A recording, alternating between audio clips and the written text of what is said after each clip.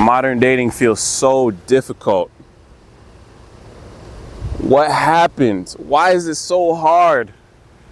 Your parents are talking about their honeymoon and how they had this magical meetup in which they bumped into each other and they just knew as soon as they set eyes on each other, that was the one.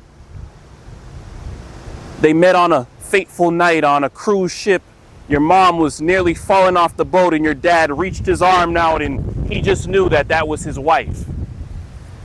What is going on? What's really going on? Because people say they want something healthy and yet they chase after the toxic. They say they want something with connection and with substance, and yet they look at the superficial and the fake. The ego has people blaming women, men, whatever you blame.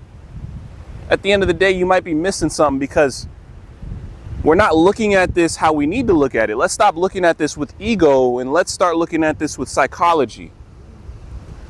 Psychologically speaking, do you think we're meant to look at all these people?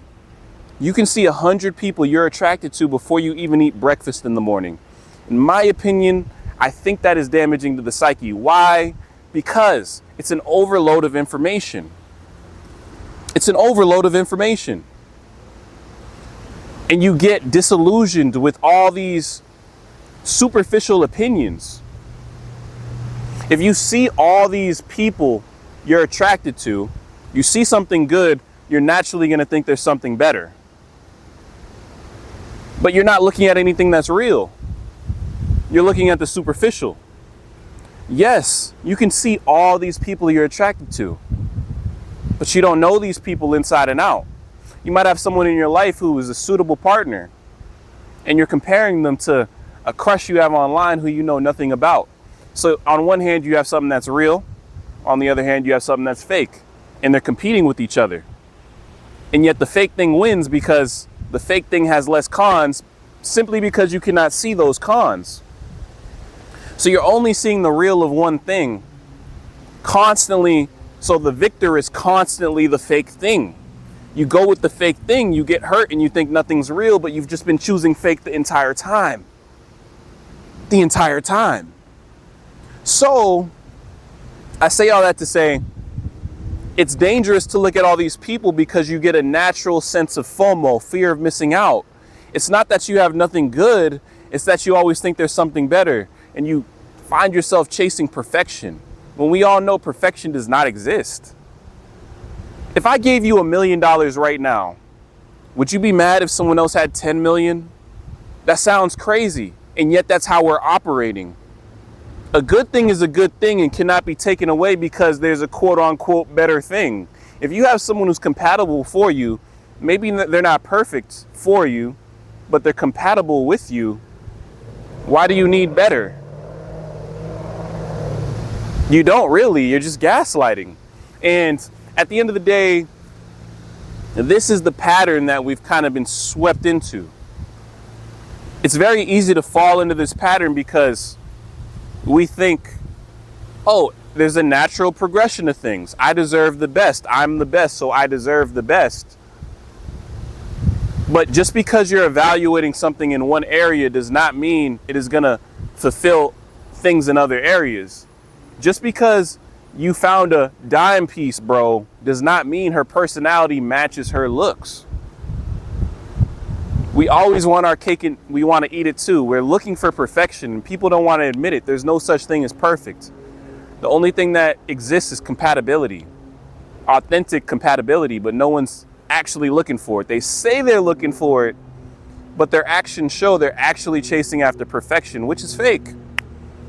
Social media has tricked us into thinking perfection is real because we're looking at perfect vacations, perfect relationships, when in reality, we know nothing about them.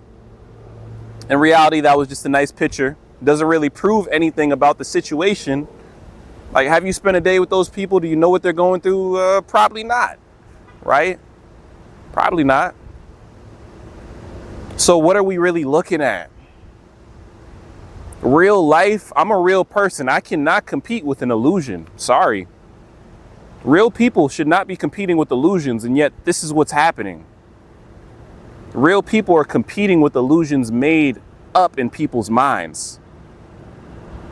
So when you don't settle, guess what? You get exactly what you're looking for. You never settle. When you don't settle, you become unsettled. Again, I'm going to say that. When you don't settle, you become unsettled. I see a lot of people who are unsettled with the state of affairs. They think they'll never find somebody. They're exhausted. They're tired. They're frustrated. They're angry. They hop online to argue. Imagine waking up in the morning and you argue. That's insane because they're unsettled. They're bitter. They hold resentment. And they carry this energy to future situations. They carry this energy on future dates. They carry this energy and bring it to strangers who have nothing to do with this energy, making it harder to connect with the person you're really meant to connect with. We have to let go of things, and that's my next point. People don't know how to let go of their past mistakes and their past relationships. That person you broke up with, they're not coming back. You shouldn't want them to come back. But yet you're trying to manifest them in the next person, or you're projecting all the things that was wrong about that person and trying to find that in the next person. That's just not how it works. How are you going to find something new if you're not willing to kill what's old?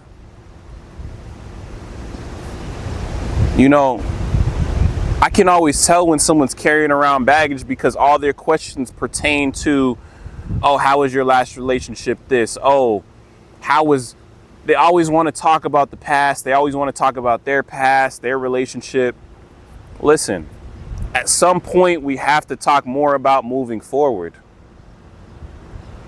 These are lessons. You're supposed to think about them, get the lesson, and then move on. You're not really supposed to do too much thinking after the lesson's already passed.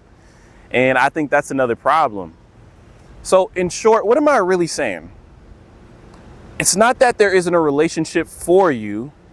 It's that the perfect relationship just doesn't exist. It's not that there isn't enough people for you. It's that you're looking at too many people. It's not that modern dating is broken. It's that how we think about modern dating is broken. What we think we need for a relationship is much different than what we actually need, than what will actually fulfill us. There's a disconnect between reality and what's in our minds, and that's manifesting itself physically. So it's not that modern relationships are broken. The way we live as people is what's really broken. It's Dipsy. I hope you guys enjoyed this video, and leave your thoughts below. If you disagree with me, if you have other perspectives about what the problem is, leave comments below. I like a good dialogue, but let's just make sure when we're leaving our comments that we're respectful to each other. And also, let's really say let's have intellectual conversations. Let's not just, blame people. Oh, it's because of this, it's because of that. Like, let's really think this through and look at the deeper reasons behind why people are struggling in today's dating economy. It's Dipsy. I'll catch you guys later, man, and peace out.